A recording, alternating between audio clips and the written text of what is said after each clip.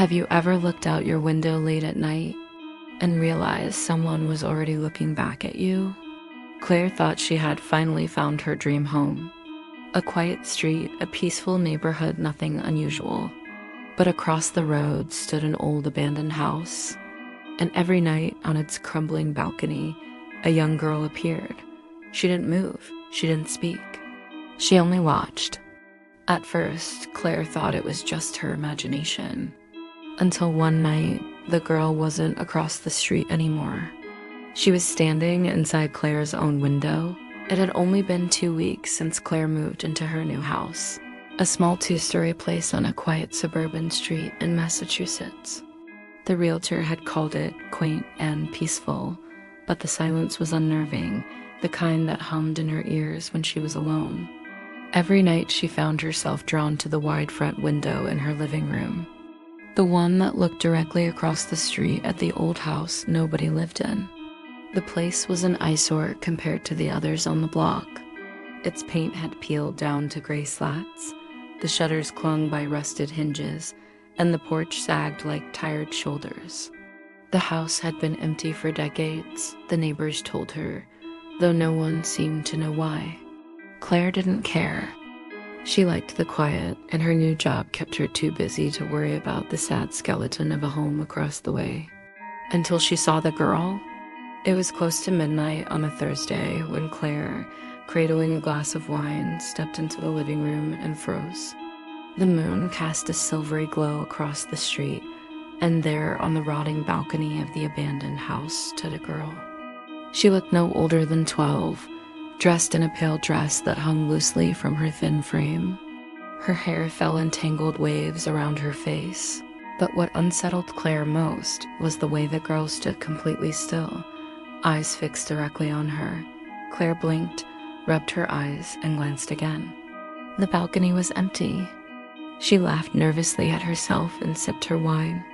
"You're tired," she whispered, "just tired." But the next night, the girl was there again. Same balcony, same stillness, same watchful eyes.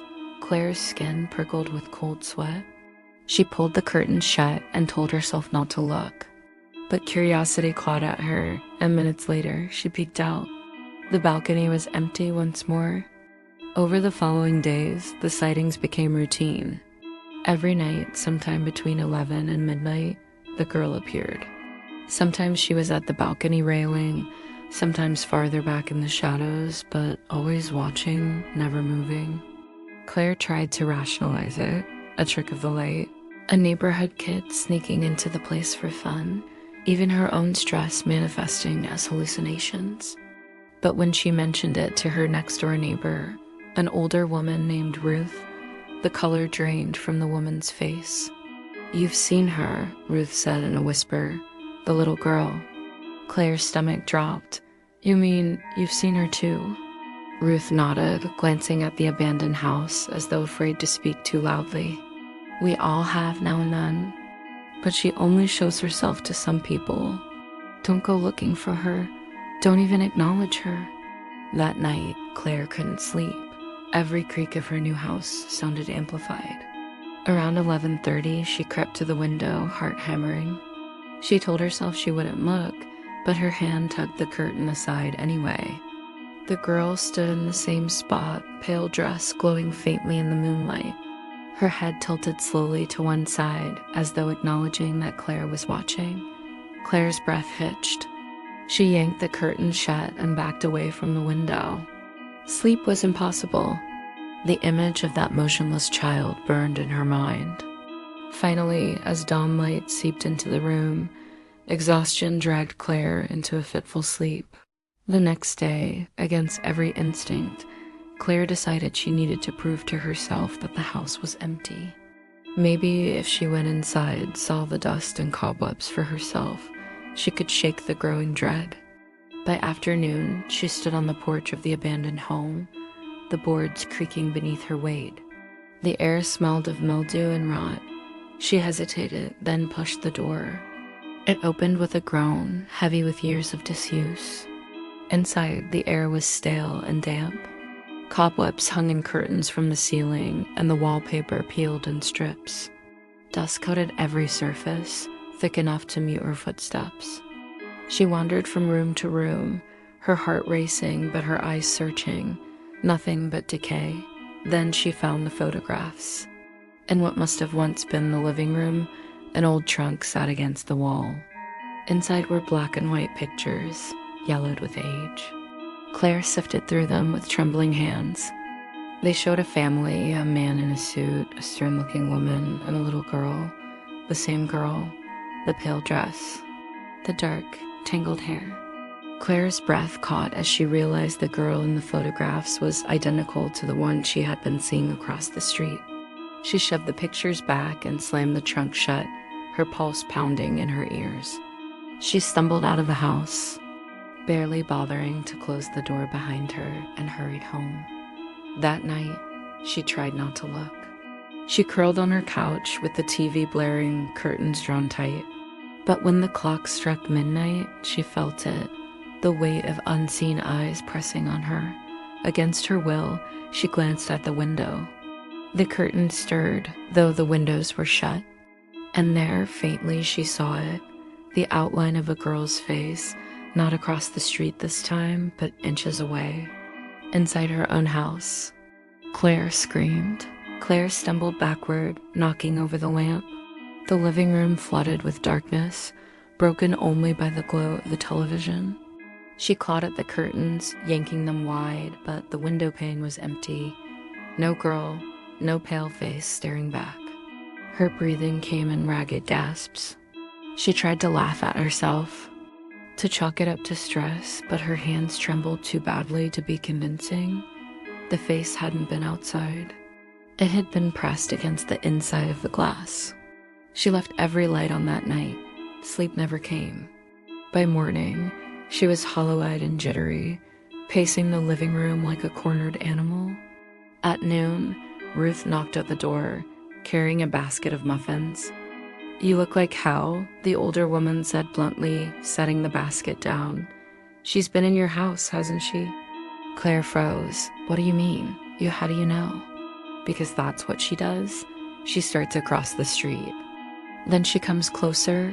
It's always the same." Ruth's eyes welled with tears. 50 years ago, a little girl lived in that house. She died. Some say she fell from the balcony. Others say her father locked her in the basement and she wasted away. No one really knows. But she never left. Sometimes she chooses someone new. And when she notices you, Ruth trailed off, shaking her head. Claire grabbed her arm. "Once she notices me, what?" "She won't stop until you belong to her," Ruth whispered. Claire shivered. She wanted to dismiss it as old lady superstition, but the memory of that pale face lingered in her mind. That night, she taped the curtains shut, shoved a chair against the window, and carried a kitchen knife into her bedroom like a child clutching a teddy bear. It didn't help. At exactly midnight, the floorboards creaked in the hallway. Soft, deliberate footsteps. Claire sat up in bed, clutching the knife. The sound moved closer, stopping just outside her bedroom door. She held her breath, every muscle tensed. The doorknob rattled once, twice, then stilled. Silence stretched out, heavy and suffocating. Finally, Claire couldn't take it. She lunged forward and yanked the door open. No one was there. Her heart pounded in her ears. She stepped into the hall, knife raised. The air was freezing, her breath misting in the dim glow from the nightlight. Slowly, she turned toward the living room. The taped curtains fluttered as though stirred by a breeze, though the windows were sealed shut. And standing beneath them was the girl. Claire's scream caught in her throat. The child was clearer now, no hazy trick of moonlight. Her dress was filthy and torn, her face pale as wax, her eyes bottomless pits of shadow. She tilted her head, strands of matted hair falling across her cheek, and a smile split her face too wide, stretching unnaturally, as if her skin might tear. Claire staggered backward, knife raised, but in a blink the girl was gone. The curtains hung still, the room empty. The next morning, Claire drove to the town archives, desperate for answers. The clerk, a balding man with thick glasses, pulled up old newspaper records. Together, they pieced it together. In 1968, a girl named Margaret Hanley had lived at the house across the street. She'd been 12. One night, she disappeared. Her parents told police she'd fallen from the balcony, but her body was never found. A year later, both parents vanished without a trace. The house was abandoned shortly after. Claire's stomach twisted as she stared at the faded photo of Margaret in the newspaper. The same girl, the same pale dress. "You shouldn't dig too deep," the clerk said quietly as he slid the photo across the counter. "People around here say the girl comes back for anyone who calls attention to her, anyone who sees her too much." Claire left shaken, gripping the photo tightly in her hand. That night, she tried to resist looking out the window. She sat on the floor in her kitchen, every light blazing, music blaring through the speakers. But at 11:59, the air shifted cold, heavy, suffocating. The music warped, slowing down, stretching into a guttural moan. The lights flickered and died, plunging her into darkness. And then she heard it, a child's giggle echoing through the house. Her skin crawled. She fumbled for her phone, but the screen stayed black no matter how many times she pressed the button. The giggle came again, closer this time, followed by faint whispering she couldn't make out. Claire pressed her back against the wall, knife clutched tight. "Stay away from me," she choked out, her voice breaking. The whispering stopped. For a heartbeat, the house was silent. Then slowly, agonizingly, she heard breathing, not her own. Deep, raspy, and just inches away in the darkness. Claire's entire body went rigid. She didn't dare move, barely dared to breathe, afraid she might brush against whatever was standing in the dark with her. The raspy exhalation was steady, deliberate, inches from her ear. Then, as suddenly as it began, it stopped. She scrambled across the floor, clawing through the dark until her hand found the drawer near the stove. She yanked it open, spilling utensils, knives clattering onto the tile. The air grew warm again, the suffocating pressure lifting as the overhead light flickered back to life. The kitchen was empty. Her chest heaved as she pressed her back to the cabinets. She couldn't keep living like this. She had to leave, tonight, right now. Claire shoved a bag full of clothes into her car and sped to a motel 2 towns over. The fluorescent lights hummed above the parking lot, and for the first time in days, she felt a shred of safety. The motel room smelled of bleach, the carpet thin, but it was warm and most importantly far from that house. She collapsed on the bed and passed into a dreamless, heavy sleep. When she woke, the clock on the bedside table read 12:03 a.m. Her eyes shot open, her pulse thundered. Slowly, she turned her head toward the window. The girl was standing outside. Margaret's pale face was pressed against the glass, her hands splayed flat, smears of dirt across her arms. Her mouth was stretched in that impossible smile again, teeth too many, too sharp. Claire screamed and leapt from the bed. By the time she dared look again, the window was empty. She didn't sleep again that night. By morning, Claire realized with sick dread that there was no escape. The girl wasn't tied to the house, she was tied to Claire. Running wouldn't save her. She needed to know what the ghost wanted. The next day, Claire returned to the abandoned house. The air inside was heavier than before, almost damp, as though it were breathing with her. She retraced her steps to the trunk of photographs. This time, she emptied it entirely, and at the very bottom, beneath brittle sheets of newspaper, she found something else. A diary. The leather cover cracked in her hands as she opened it. The handwriting inside was childish, uneven. June 3rd, 1968. Daddy locked me upstairs again.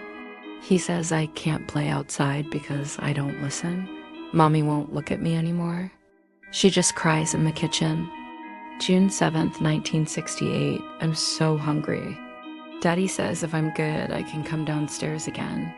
But I don't think he means it this time. I don't think I'll ever leave this room. The entries grew shorter, shakier, until the last page. June 19th, 1968. I can't breathe. The house is too dark. If someone finds this, please stay with me. Please don't leave me alone. Claire's throat tightened. The girl hadn't fallen. She'd been left to die. She left the house trembling, clutching the diary against her chest. That night, she thought about burning it, destroying whatever tether bound Margaret to this world. But when midnight came and the girl appeared again, this time in the corner of Claire's bedroom, she realized the diary wasn't a curse. It was a plea. "Margaret," Claire whispered, her voice shaking. "I found your diary. I know what happened." The child tilted her head, her shadowy eyes boring into Claire's. Her smile faltered for the first time. "I'll help you," Claire said. "I'll help you find peace." For a long, awful moment, the girl stood motionless. Then, slowly, she raised one hand and pointed toward the floor, toward the house across the street. Claire understood. There was something still hidden there, something that kept the child bound. The next day, she returned again, this time with a flashlight and a crowbar. The house seemed to groan in protest as she stepped inside. Dust motes swirled like restless spirits in the beams of sunlight. She made her way to the basement door. It was locked tight, rusted shut, but with a few hard strikes, the hinges gave way. The stench hit her first, damp, metallic, rotten. She gagged as she forced herself down the creaking stairs. The beam of her flashlight swept across the dirt floor, illuminating scraps of fabric, broken toys, until it landed on a small skeleton curled in the corner. The pale dress hung in tatters around the bones. Claire dropped to her knees, tears stinging her eyes. Oh God. Something moved behind her. She spun, light trembling in her hand. Margaret stood at the foot of the stairs, her face glowing faintly in the dark. She wasn't smiling now. Her expression was solemn, almost sad. Claire whispered, "Is this what you wanted me to find?" The girl nodded once. The air grew colder, the walls groaning as if the house itself were exhaling. The skeleton seemed to shimmer, and for a moment, Claire thought she saw the child's spirit flicker between the bones and the apparition. But then Margaret's eyes darkened again. Her smile returned, stretched wider than ever, and Claire realized too late Margaret didn't want peace. She wanted company. Claire stumbled back against the basement wall, her flashlight beam shaking wildly. The girl's smile split wider, stretching the pale skin until it seemed ready to tear. Claire's throat went dry. Every instinct screamed at her to run, but her legs felt rooted to the damp earth. "Margaret," she whispered, her voice trembling, "you don't have to stay here anymore. You don't need me." The child tilted her head, strands of greasy hair sliding across her waxy cheek. Slowly, she pointed upward toward the floorboards above them, toward Claire's own house. "No," Claire breathed, shaking her head. "Not me." The basement lights buzzed to life without warning. Naked bulbs flickered in the ceiling, bathing the room in a sickly yellow glow. Shadows twisted and writhed along the walls like living things. Margaret's small figure flickered, vanishing and reappearing closer each time Claire blinked, until suddenly she was standing inches away. The smell of rot clung to her. Claire screamed and shoved past, scrambling up the basement stairs. Her feet slipped on the damp wood, but adrenaline carried her through the door and out into the night. She didn't stop running until she was across the street, back in her own house, the door locked behind her. Her chest heaved as she pressed her back to the wall. The silence stretched, thick and heavy. Maybe she'd escaped. Maybe Margaret was bound to the place she'd died. But then the sound came footsteps, slow and deliberate, climbing the staircase inside her house. Claire's stomach dropped. She clutched her knife tighter, inching toward the stairs. The air grew colder with each step she took, her breath turning white. Halfway up, she heard it, that giggle again, light and musical, echoing through the halls. "Stop," she cried, her voice breaking. "What do you want from me?" The giggle turned into a whisper, overlapping voices spilling out of the darkness, too many for one small child. They slithered into her ears, words she couldn't make out, until finally one rose clear above the rest. "Stay." Her bedroom door slammed shut upstairs. Claire forced herself up the last steps, her knife trembling in her grip.